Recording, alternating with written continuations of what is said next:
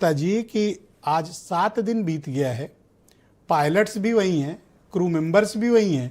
पहले 2200-2300 उड़ानें होती थी। ऐसा क्या हो गया कि इंडिगो अभी तक अपनी पूरी कैपेसिटी का 50-60% ही फ्लाइट्स को ऑपरेट कर पा रहा है? अब तक ऑपरेशन सामान्य न हो पाने की वजह? Good evening Brij ji. Good evening ji, please go. मैं इसमें एक ही चीज़ कहना चाहूँगा, केवल मिसमैनेजमेंट है, जैसे मैंने लास्ट डिबेट में भी कहा था। मैं आपको एक्चुअल में शुरुआत से ही ले जाना चाहूँगा। एक्चुअल में जो एफडीटीएल का जो डायरेक्शन, ये सर्कुलर इशू हुआ था, ये 2024 जनवरी में हुआ था। उसमें ऐसा कुछ नहीं था कि जिसके लिए इतना ये ब्लंडर, ये जो भी है वो होना चाहिए था। इसमें केवल पायलट्स को 36 आवर्स से 48 आवर्स का एक एक्सटेंशन, रेस्ट पीरियड का एक्सटेंशन मिला था, जो ग्लोबल स्टैंडर्ड है।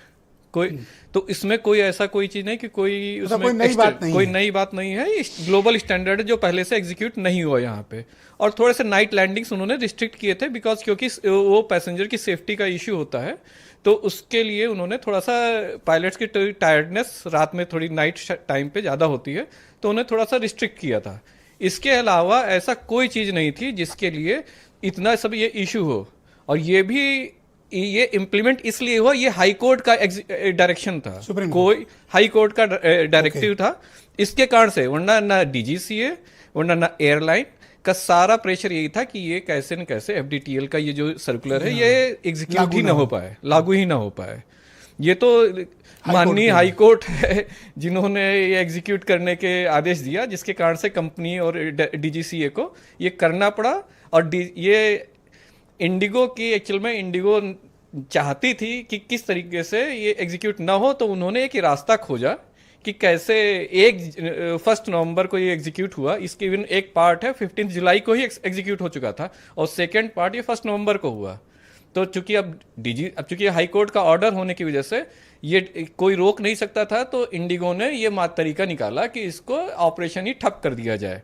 वरना अगर यही चीज अगर मतलब ब्लैकमेल किया गया, बिल्कुल ब्लैकमेलिंग, खुली ओपन ब्लैकमेलिंग। और इन्होंने जानबूझ के अपने पूरे सिस्टम को ही बिठा दिया ताकि भाग के जाओगे कहां। वरना आप खुद सोचिए, ये 1 नवंबर को एग्जीक्यूट हुआ था, ये प्रॉब्लम 3 दिसंबर को क्यों आई? अगर कुछ इश्यू होना तो सेम फर्स्ट डे ही इश्यू आ जाना चाहिए था। मंत्री ने एक बात कही राज्यसभा में कि 1 दिसंबर को मीटिंग हुई, तब तक इंडिगो ने कोई कंसर्न रेज नहीं किया, और उसके 2 दिन बाद पूरा सिस्टम बैठ गया। ये सब सारी मैं बता रहा हूँ, ये सब प्लानिंग है। ये व्हाइट कॉलर क्राइम ऐसे ही ये है किए जाते हैं, जस्ट लाइक ए माफिया। उनको अपनी रूल्स रेगुलेशन, अपनी जिद, अपने एरोगेंस के कारण से सारा कौन सफर कर रहा है? Common man. 7 लाख पैसेंजर है इस समय एयरपोर्ट पे बैठे हुए पिछले 7 दिन से। कोई अपनी जरूरत को, सबको इमरजेंसी, कोई कहीं जा रहा है, किसी की जॉब गई, किसी की लास्ट रिचुअल्स नहीं ज्वाइन कर पाया, तो ये उनसे पूछिए जो बेचारा सफर किया। हम और आप अंतिम संस्कार नहीं कर पाए लोग, शादियां टूट गई, इंपॉर्टेंट मीटिंग चली गई, जॉब्स चली गई। सारा आप देखिए, 7 लाख पैसेंजर पूरा एयरपोर्ट बैठा हुआ है, और कुछ है इसमें? अच्छा एक बात बताओ, अगर 100-200 पायलट कम है, 2,500 पायलट जिसके पास हो, और 2300 फ्लाइट जो रोज उड़ा रहा हो, आपको मैं ऐसा क्या हो गया कि अचानक से उसकी पूरी एयरलाइन ठप? चलो मैं मानता हूं 10% फ्लाइट कैंसिल हो सकती है, 15%, सिस्टम कैसे बैठ गया? आपको मैं बता दूं, इसमें 2,500 पायलट्स नहीं है, 2,500 पायलट इन कमांड है। उनके पास 4,500 के करीब पायलट है। माय गॉड, 4,500 पायलट्स हैं। और इससे मैक्सिमम 5 to 10%, मैक्सिमम बता रहा हूँ, वो भी डिलेड, कोई 5 to 10% मैक्सिमम साइड इसलिए बता रहा हूँ कि कोई है क्रिटिक आ जाए, कह दे कि इतने ज्यादा पायलट्स, मैं उसके साइड कह रहा हूँ, ज्यादा 100 to 200 पायलट्स रिक्वायर्ड थे। बट आपके पास है, जो आपके वर्तमान में जो आप 2,300 फ्लाइट्स आप कर रहे हैं, वो क्यों नहीं कर? तो वो कहां चली गई? हाँ, शॉकिंग बात है। मैं भी ये जानना चाहता हूँ, आपको मैं बताऊं, एग्जिस्टिंग कैपेसिटी कैसे खो दी आपको मैं बताऊं, जो ये डीजीसी जो भी मीडिया में चल रहा है, ये भी ऑथेंटिक नहीं है। उसमें से भी जो बताऊं, परसों के समय मेरे कलीग हैं, he is current captain in Indigo, वो खुद ही बता रहे थे कि हम लोगों को पुल आउट ही नहीं किया। He was in stand by. Stand by एक ऐसा पायलट होता है जिसको इमरजेंसी के लिए, अगर कोई पायलट सिक हो जाए तो उसको बुलाया जाता है। तो अब इसके बावजूद भी उन्होंने बुलाया ही नहीं, अपने पायलट्स को ड्यूटी पर ही नहीं बुलाया, कुछ नहीं। तो इसका मतलब इंटेंशनली डिरेल किया, केवल इंटेंशनली डिरेल किया। वरना आप खुद सोचिए, सिंपल सा, कि पायलट्स आ गया, 4,500 पायलट्स आपके गए कहाँ? हाँ, बात तो सही है। आपकी केवल 2300 फ्लाइट नहीं चली, मैंने मान लिया 10% इफेक्ट आता है, बट आपके 2000 फ्लाइट्स तो आपकी चलनी चाहिए थी ना। और फिर 1 नवंबर से आपके 3 जनवरी तक आप थे कहाँ?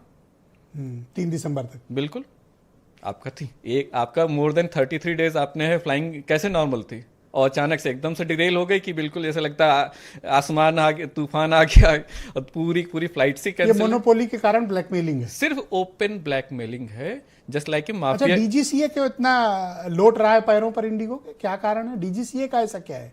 डीजीसीए एक्चुअल में डीजीसीए एक ब्यूरोक्रेट्स की संस्था है, कुछ उसमें अधिकारी हैं उनके, जिनके माध्यम से ये सारी निगरानी और सारा एग्जीक्यूशन का, रूल्स रेगुलेशन का आप डीजीसीए करती है। लेकिन जी, उसमें अधिकारियों का क्या होता है, मैंने आपको लास्ट में भी बताया था, ये सब जितने भी अधिकारी हैं इनका कोई प्रैक्टिकल कोई नजरिया नहीं है, इनको पैसा पहुंचा दिया जाता है।